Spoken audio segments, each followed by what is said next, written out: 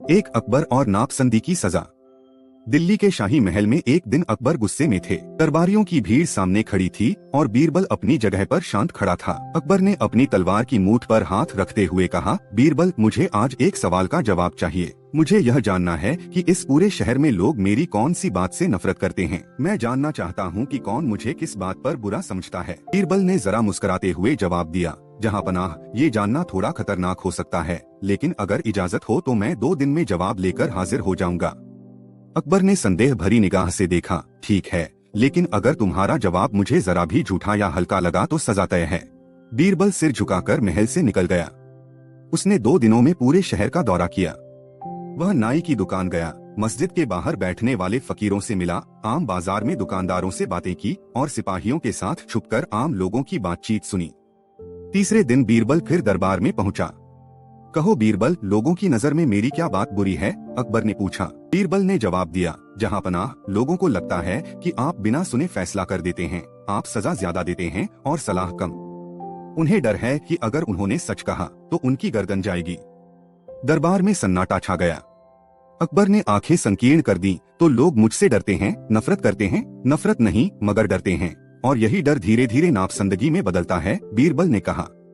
अकबर तमतमा उठा, बीरबल, क्या तुमने उन लोगों के नाम जाने? कौन कौन है ये?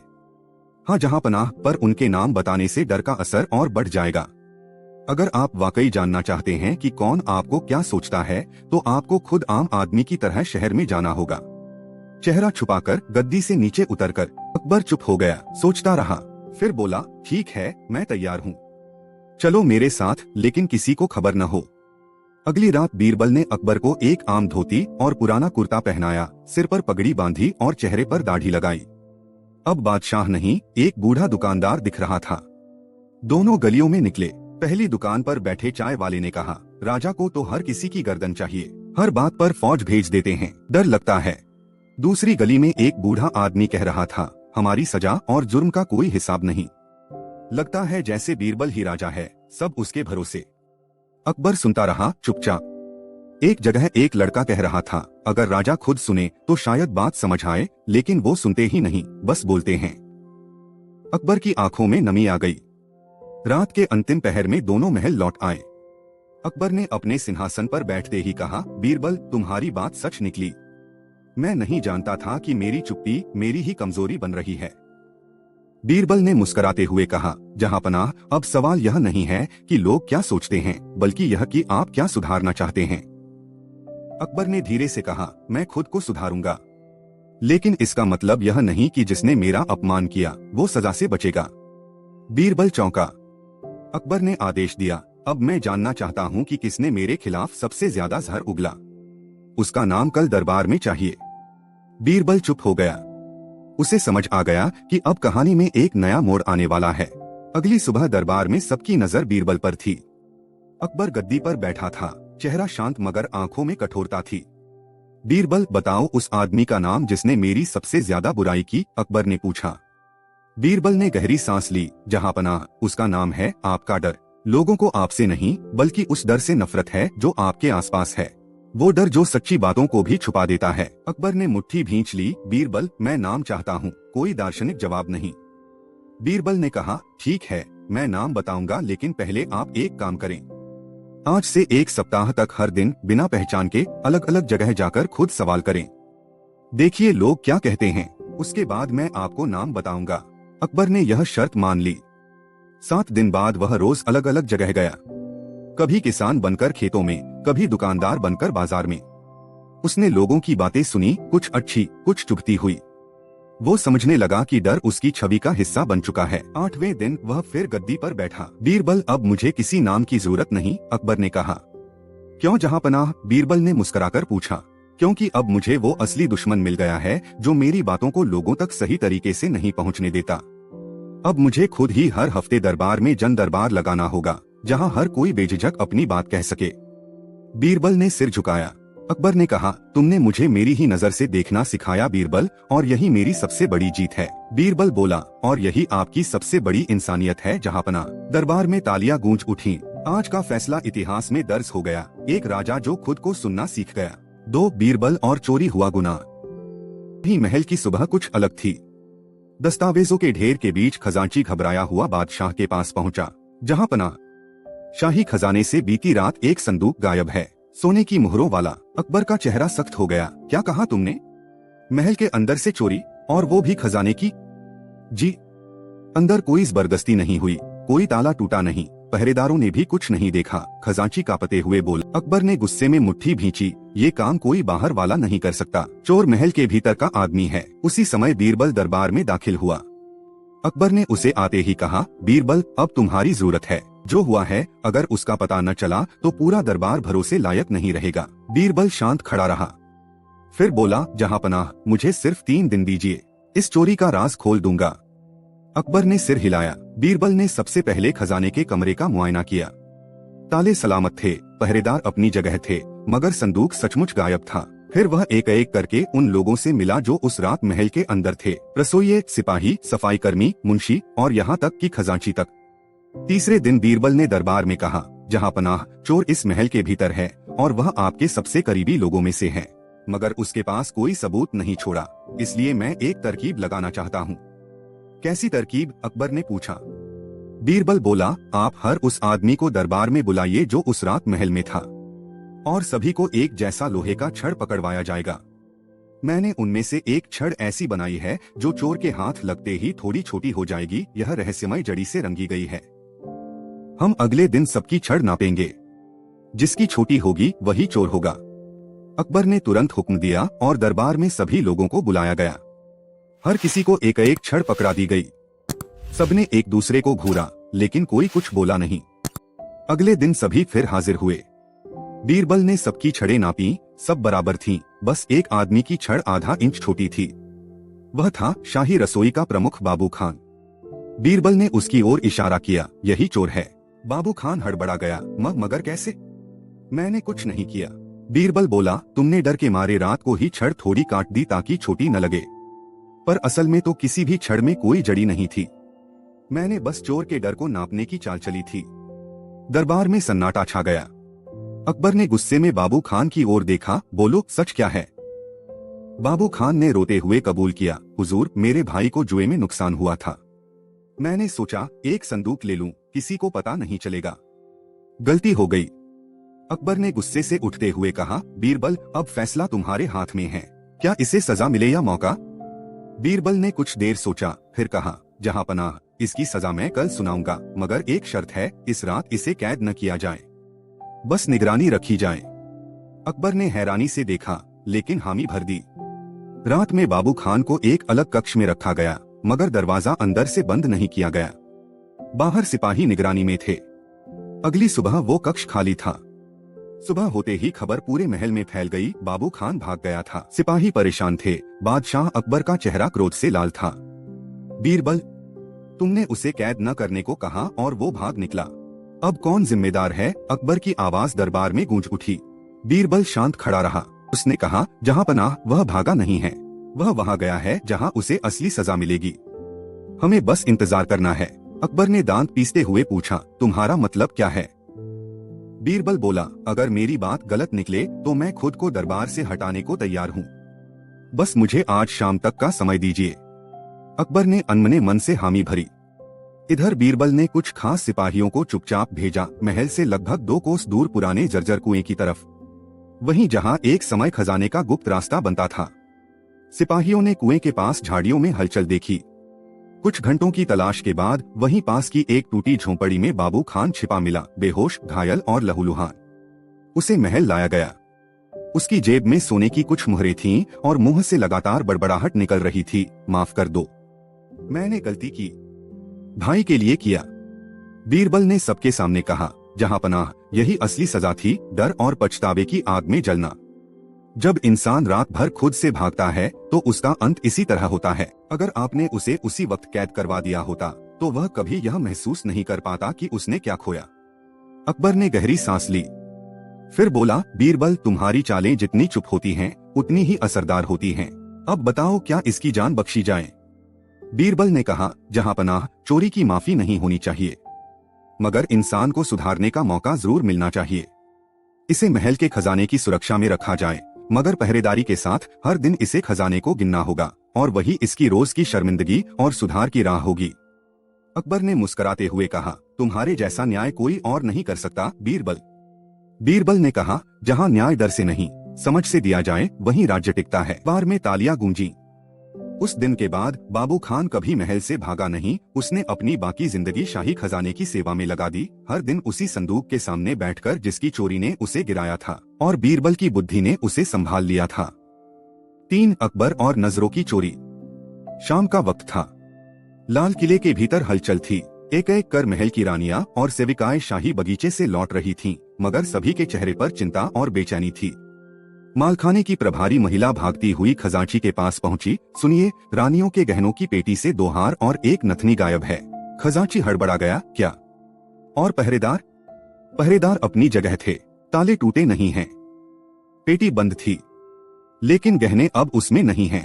कुछ ही देर में बात महल के अंदरूनी गलियारों में फैल गई। अकबर को खबर दी गई। अकबर गुस्से से दरबार में पहुंचे। ये कैसी लापरवाही है, शाही रानियों के गहने चुपचाप गायब हो जाएं और किसी को खबर तक न हो। खजांची बोला, जहांपनाह, तिजोरी का ताला टूटा नहीं है, लेकिन गहने सच में गायब हैं। अकबर ने बीरबल की ओर देखा, अब इस रहस्य की गुत्थी सिर्फ तुम ही सुलझा सकते हो। गहने चोरी हुए हैं, मगर कोई निशान नहीं। यह आम चोर नहीं हो सकता। बीरबल कुछ देर चुप रहा, फिर बोला, जहांपनाह, ये नजरों की चोरी है। यानी चीजें दिखाई देती हैं, मगर होती नहीं। कोई है जो आंखों के सामने से सामान ले जा रहा है और कोई देख नहीं पा रहा। अकबर ने भौहें सिकोड़ लीं, तुम कहना क्या चाहते हो? जहांपनाह, इस चोरी को पकड़ने के लिए मुझे कुछ दिन चाहिए, और एक शर्त, जब तक मैं इजाजत न दूं, कोई महल छोड़कर बाहर न जाए और कोई अंदर न आए। अकबर ने हामी भर दी। बीरबल ने सबसे पहले मालखाने का जायजा लिया। दरवाजा बंद, ताले सही, अंदर की हर चीज व्यवस्थित। मगर जब उसने लकड़ी की पेटियों के नीचे से दीवारों को देखा तो हल्की दरारें नजर आईं। रात में बीरबल चुपचाप महल के पुराने नक्शे लेकर बैठा। मालखाने के पीछे एक पुराना कमरा पहले अस्तित्व में था, जिसे अब बंद कर दिया गया था। अगली सुबह बीरबल ने सिपाहियों को भेजा और दीवार में लगी लकड़ी की पैनल को हटवाया। अंदर एक संकरा रास्ता निकला जो पुराने गोदाम तक जाता था। उस गोदाम में मिट्टी के मटकों के बीच वह चीज मिली जिसकी सभी को तलाश थी, एक रेशमी थैली जिसमें शाही गहने रखे थे। लेकिन कुछ और भी था, एक चिट्ठी। बीरबल ने चिट्ठी पढ़ी। उस पर लिखा था, मैंने कोई चोरी नहीं की, मैंने सिर्फ वो चीजें ली जो मुझे कभी वादा की गई थीं। जब मेरी मेहनत की कदर नहीं हुई तो मैंने चुपचाप अपना हिस्सा ले लिया।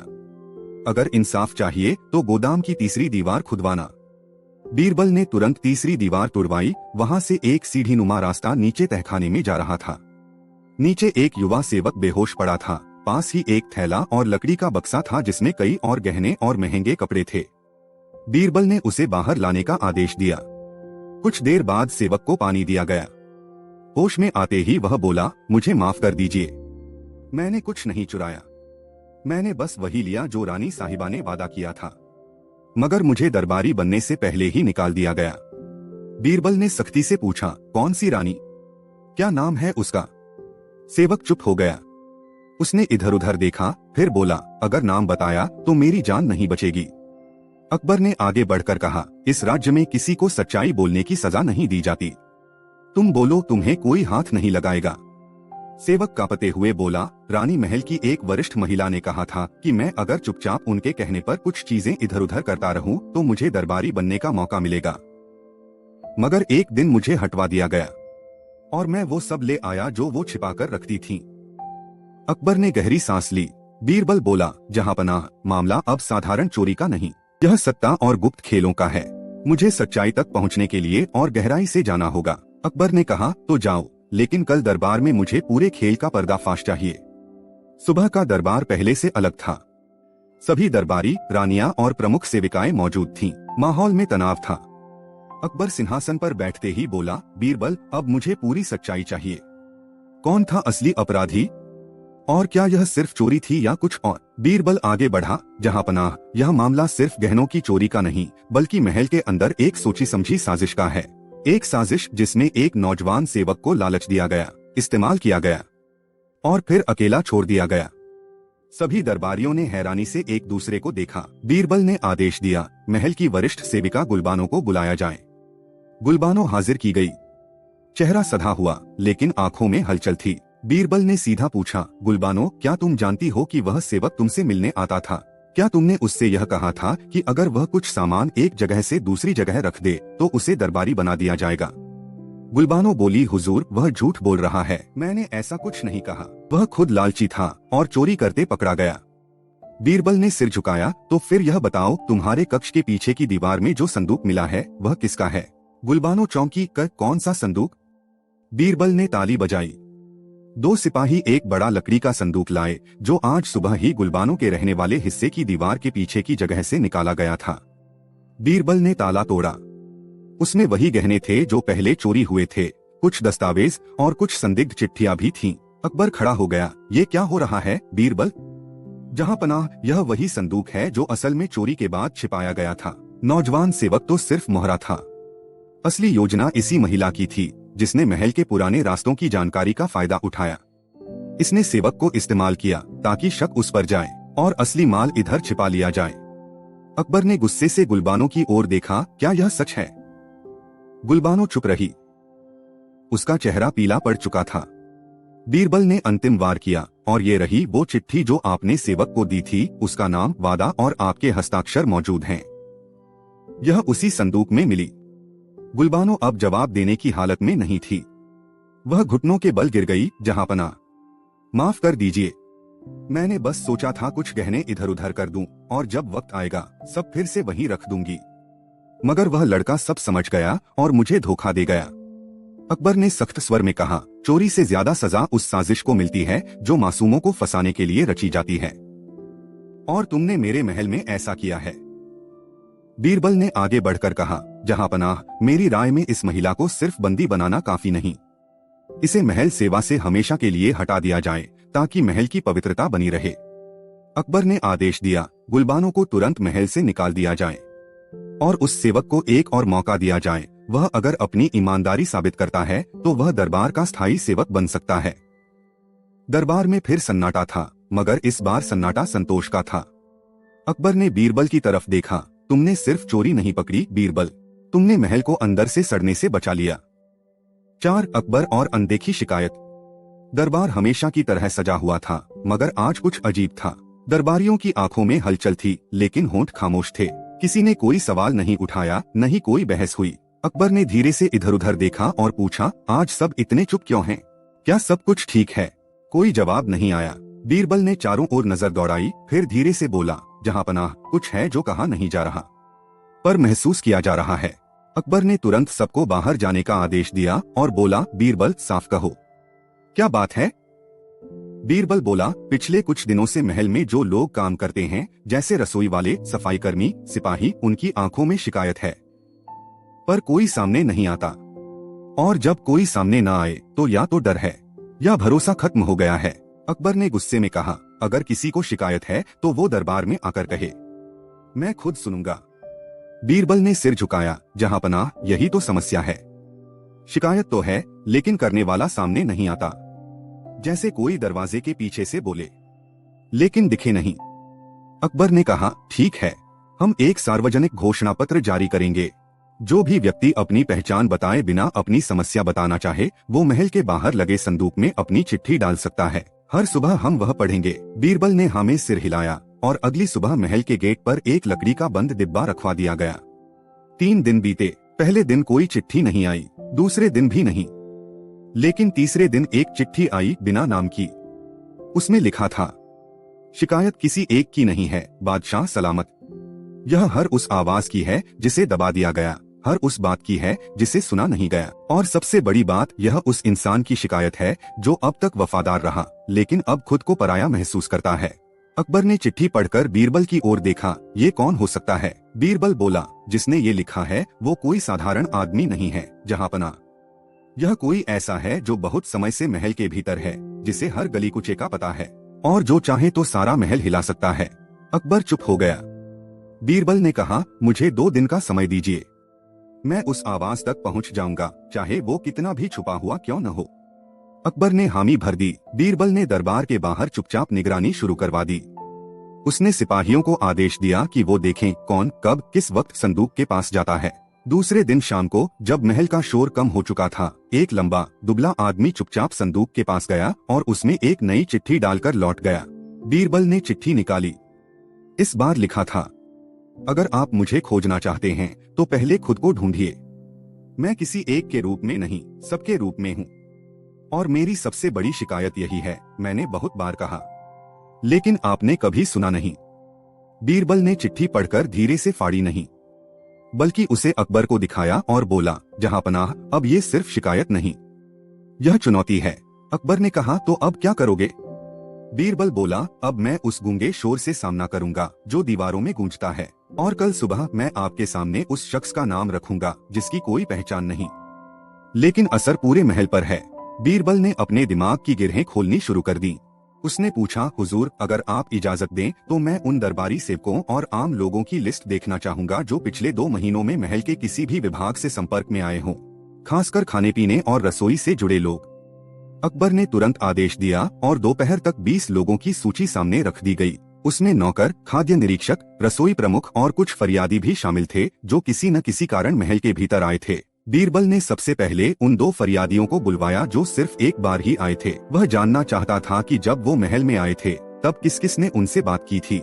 दोनों के जवाब लगभग मिलते जुलते थे, लेकिन एक ने कहा, जब मैं महल के मुख्य द्वार पर पहुंचा तो एक पहरेदार ने बहुत ध्यान से मुझे देखा था और मेरी झोली में झांका भी था। बीरबल को यह बात खटक गई। बीरबल ने उसी पहरेदार को बुलवाया और सख्ती से पूछा, तू हर आने जाने वाले की तलाशी कितनी बारीकी से लेता है? पहरेदार बोला, जनाब, हर फरियादी की नहीं, मगर जब कोई अजनबी दिखे या झोली या थैला हो तो जरूर देखता हूँ। उस दिन जो आदमी आया था उसकी झोली में क्या देखा तूने? कुछ नहीं जनाब, 2 रोटियां और सूखा अचार था। बीरबल ने रजिस्टर देखा। उस दिन महल के भीतर अचार बनाने की शिकायत आई थी। बीरबल को अब यकीन हो गया था कि महल के अंदर जो रहस्यमयी शिकायतें आ रही थीं, वे शायद किसी और तरीके से फैलाई जा रही थीं और कोई उसे खाने के जरिए फैला रहा था। उसने तुरंत महल के रसोई प्रमुख को बुलाया। पिछले कुछ समय में आपने किसी बाहरी दुकानदार से अचार या मसाले मंगवाए हैं? रसोई प्रमुख सक्काया, हुजूर, पिछले हफ्ते ही एक नया सौदागर आया था, कह रहा था कि उसके मसाले हिंदुस्तान में सबसे अच्छे हैं। मैंने थोड़ा सा मंगवाया था स्वाद के लिए। बीरबल की आंखें सिकुड़ गईं। क्या वो मसाले अब भी हैं? हाँ हुजूर, रसोई में ही रखे हैं। बीरबल ने उन्हें लाने को कहा और फिर खुद अपने भरोसेमंद हकीम से उनकी जांच करवाई। कुछ देर में हकीम आया और बोला, इन मसालों में एक विशेष जड़ी बूटी मिली है जो मनुष्य के सोचने के व्यवहार को हल्का रूप से प्रभावित करती है। न कोई जहर है न बेहोशी, बस थोड़ी सी बेचैनी और शंका पैदा करती है।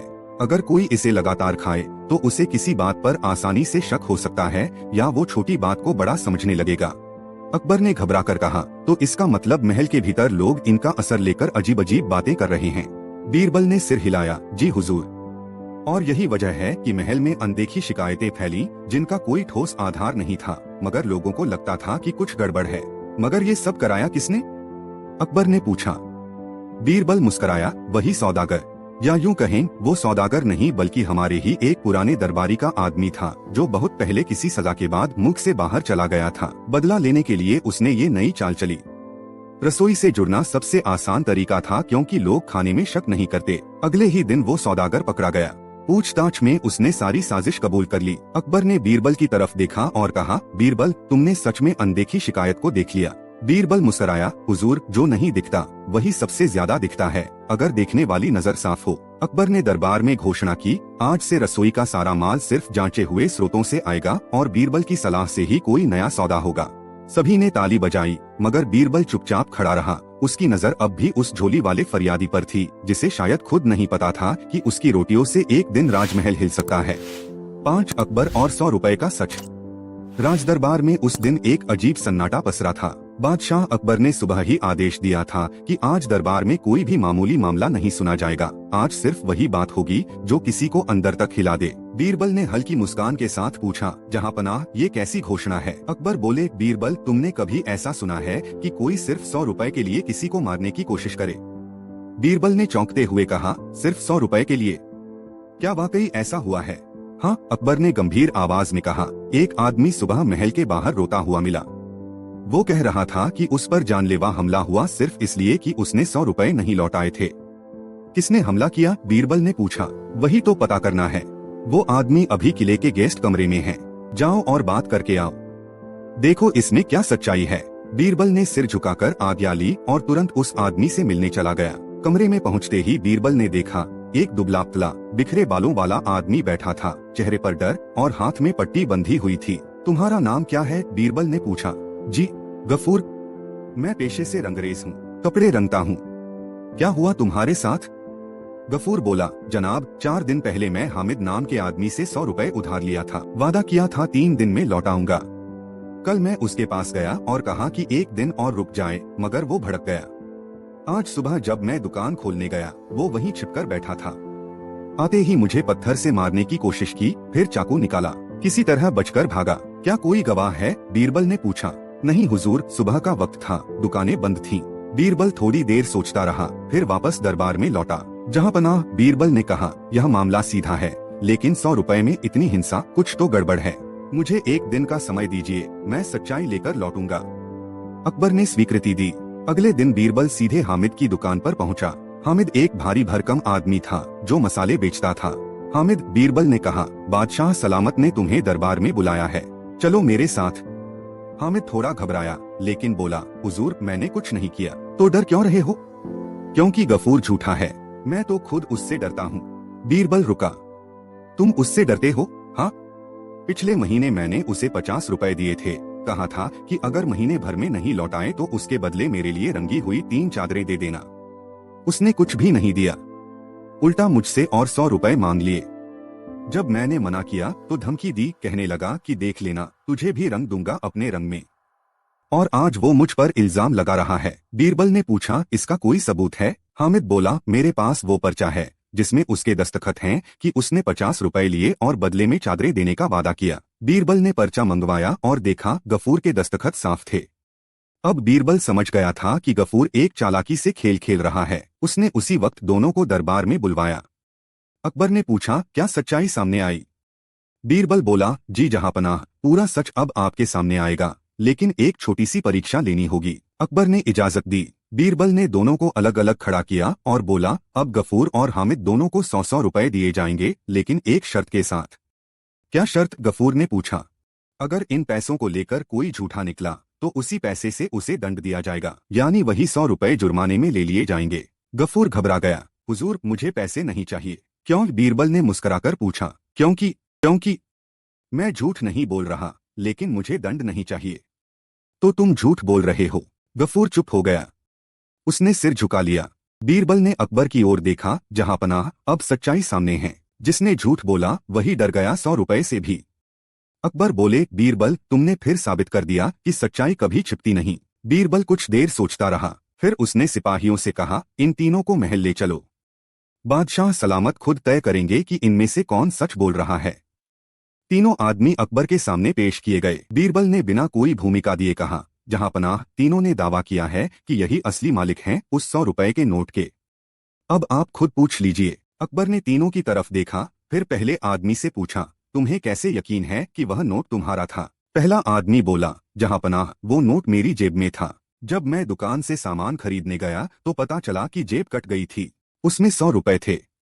मैंने पुलिस में रिपोर्ट भी लिखवाई है। दूसरे आदमी ने झट से कहा, गलत बोल रहा है यह।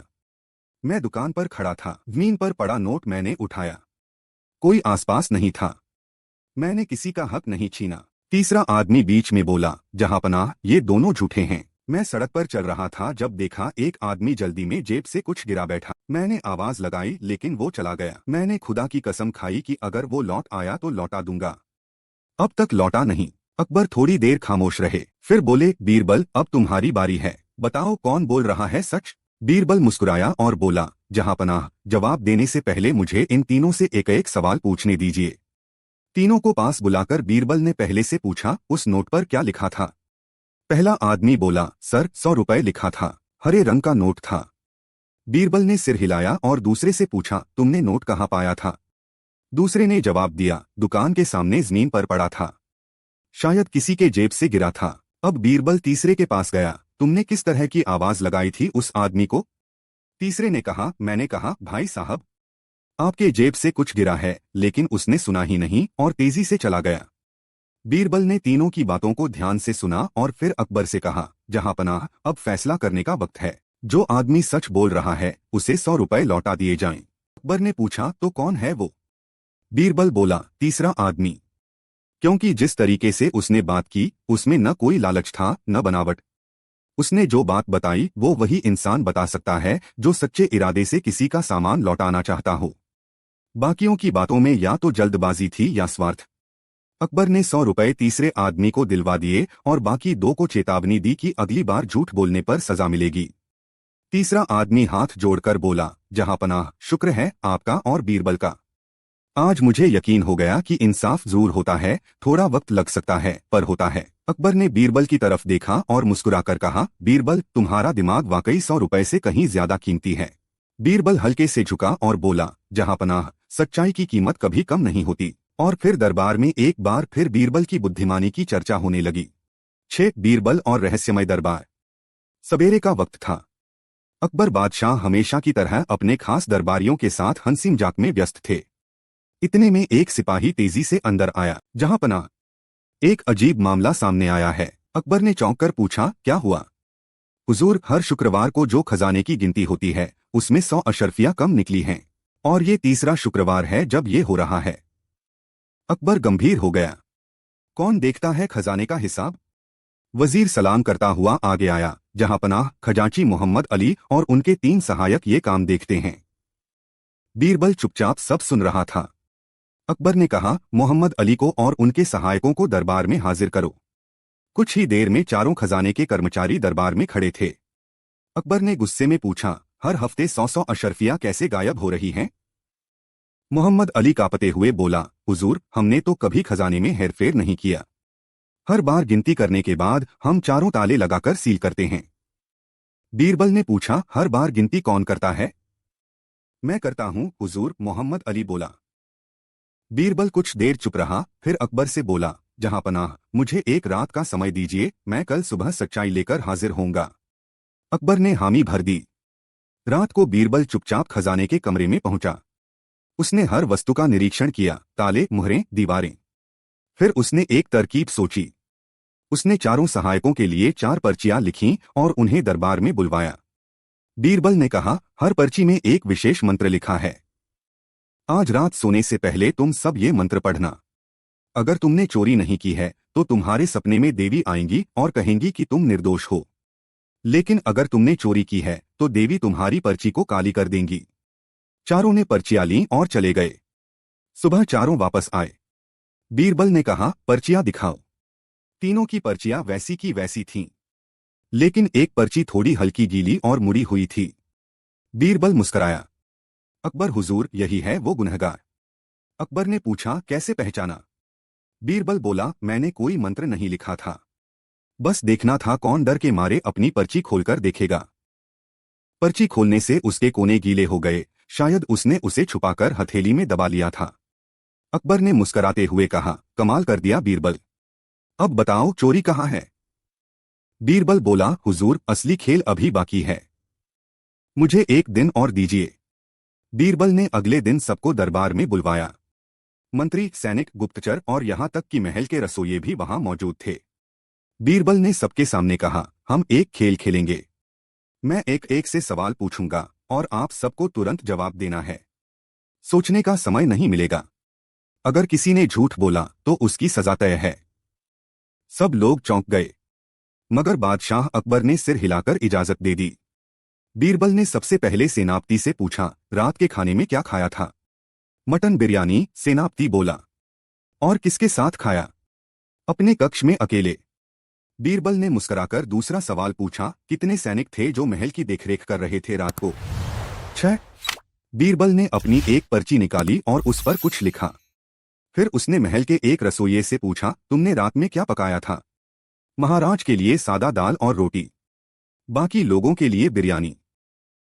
बादशाह ने बिरयानी नहीं खाई? बीरबल ने पूछा। नहीं हुजूर। बीरबल ने अब सेनापति की तरफ देखा और पूछा, तुमने बिरयानी किससे ली? सेनापति झेंप गया।